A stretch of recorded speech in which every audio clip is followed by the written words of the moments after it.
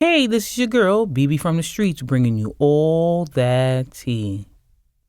Now, Shalon came back and posted a response to Monique and Daddy's response to his video yesterday.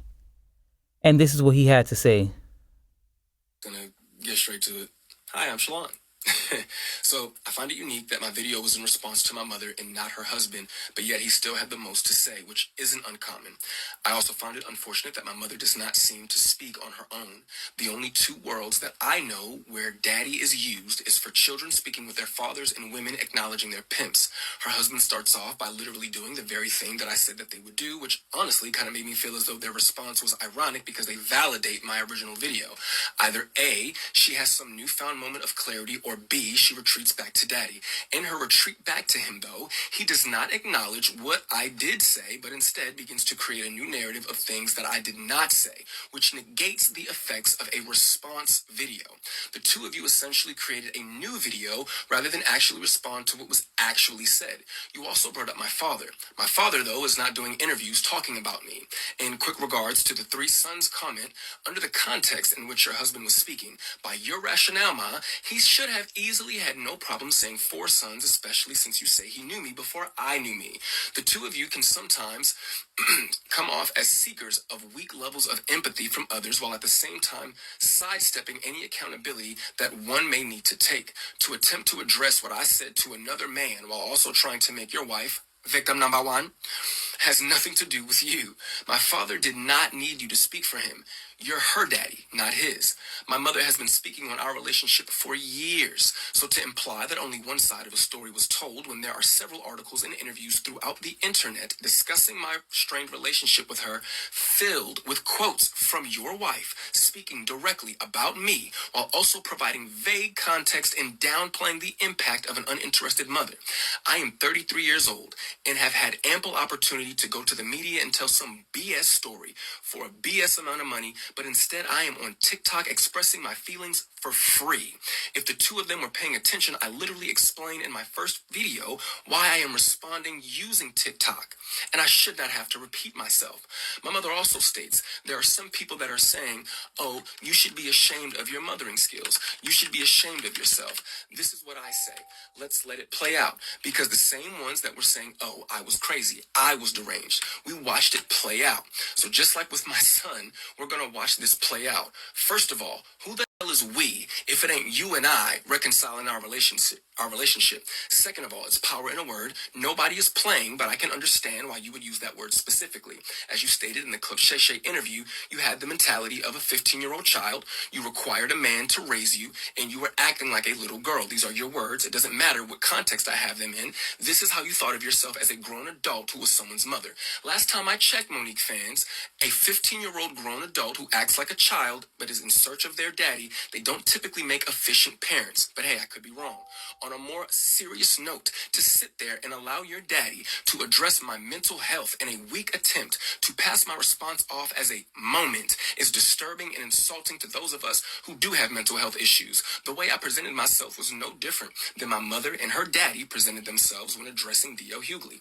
And her precious sweet babies ate it up. DL is wrong because he's so loud. Mo and Daddy are right because they're so calm. But I, for some reason, don't get the same energy.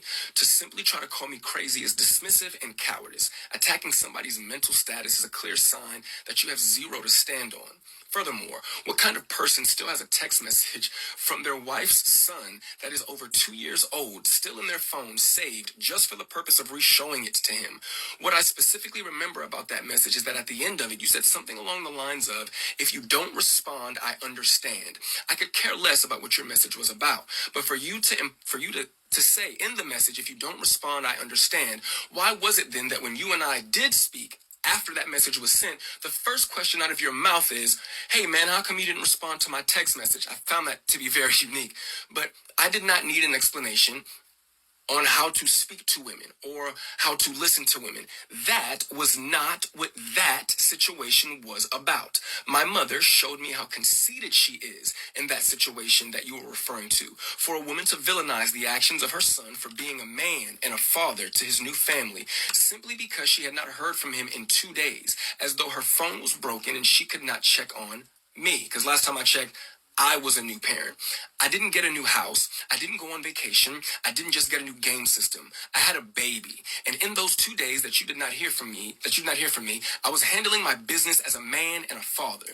But I'll assume your phone and the phones of those around you were all broken, which I wanted to believe was the reason why you did not respond to a message from your son expressing his concern over some bumps that your grandchild had on her back. You would later make it your business to tell me that you got the message and chose not to respond because her other grandmother is a nurse. The fact that she is also your blood. And shout out to Nana. My baby girl loves her some Nana. The statement about money and then stating, don't let nobody introduce me to you, is not a competent statement to make because it wasn't a complete sentence, nor did the two things correlate with each other. And when did you have the time to introduce yourself to a son that you weren't interested in and didn't do the best job you could do? I'm starting to think that you're not hearing yourself. To address money, you gave me $10,000 for a down payment on a car. Yes, thank you again. Thank you. My girlfriend and I were already prepared to put our money together and get a car. You and your husband called us one day and stated that y'all were going to give us $5,000 for a down payment. We said, okay. You then called us back a day or two later and stated that you would be giving us $10,000 for a down payment on the car. You and him made the conscious choice to give us that money. We did not ask you for anything, but this is an example of a rich person doing something for you. And because, an example of a rich person doing something for you because they want to do it for you, but because it doesn't have the desired effect that they want it to have, you are inconsiderate and ungrateful. But let's take it a step further. I eventually would uncover that my mother had left me a UTMA worth $45,000. You never brought that account to my attention. You claim it was because you forgot that you even set it up in the first place, which validates my original point. Who forgets that they invested $45,000 into a child that at that time is the only child? When I was homeless, and I called you to help me figure out how to access the account, you said, Shalon, I don't even know what you're talking about, and if I did, why do you think I would help you? After finding out from the Georgia Department of Revenue that they had been sending me mail to 3 separate Georgia addresses, all of which I lived at with you at some point or another. For the life of me, I can't grasp how those letters managed to slip by so many people at 3 different locations. I did, however, eventually get access to the money and the brokerage account that you had set up for me with Morgan Stanley. To be fair, what you put together for me was amazing, especially had I let it sit for a year or two, which made it bittersweet that you wouldn't have wanted to help or even educate me on how to manage what I had. My blowing through that money is all on me, and I have to take my accountability for that, and it's a lesson learned. Sidney stated that the last time that him and I spoke, I wanted to call him Dad. The actual truth is that I wanted to call him Pop. Calling you Uncle Sidney, but my mother calls you Daddy, and the boys call you Daddy. It was getting a little awkward. And yes, for a very short time, I did feel that way about you, but the more things change, the more they stay the same. Oh, Black Jesus.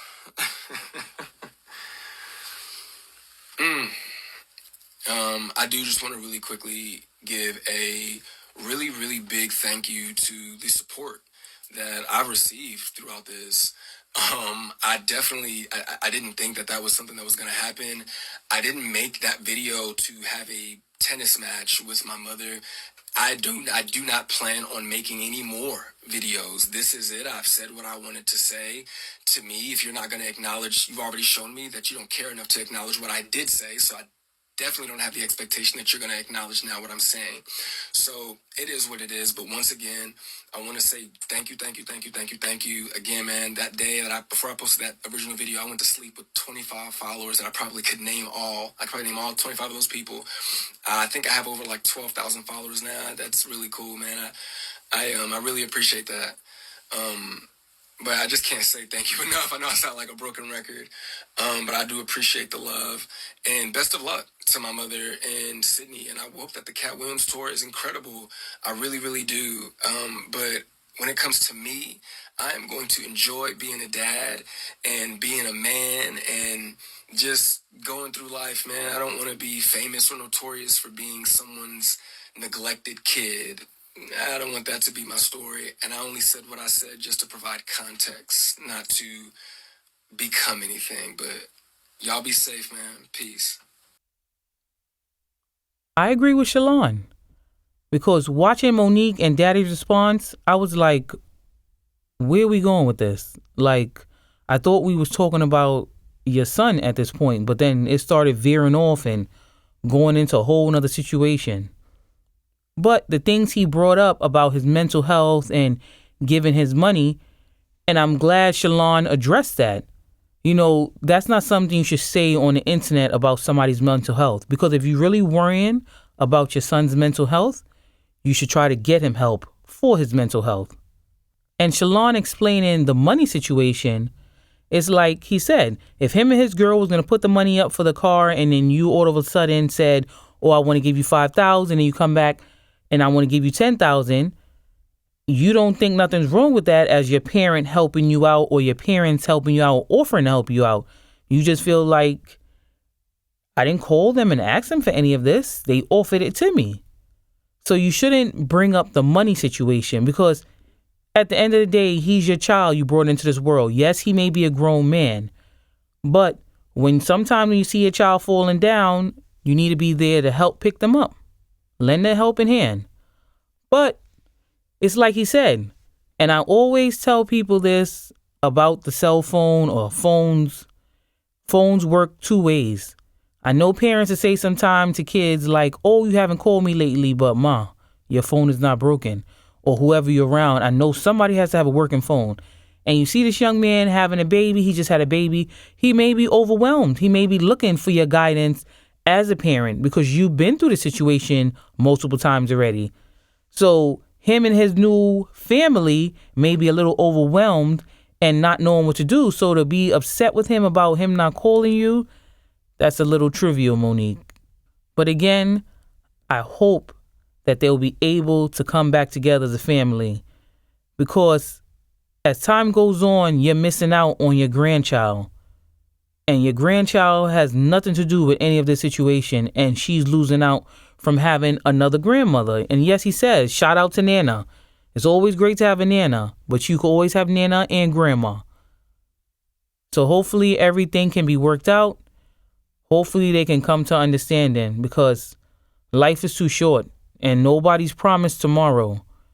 And you'll feel so devastated if one of you were to leave this world so swiftly and not be able to reconcile the situation. Let me know what you think. Should they try to go to therapy together to work on their relationship? Or should they keep living separate lives?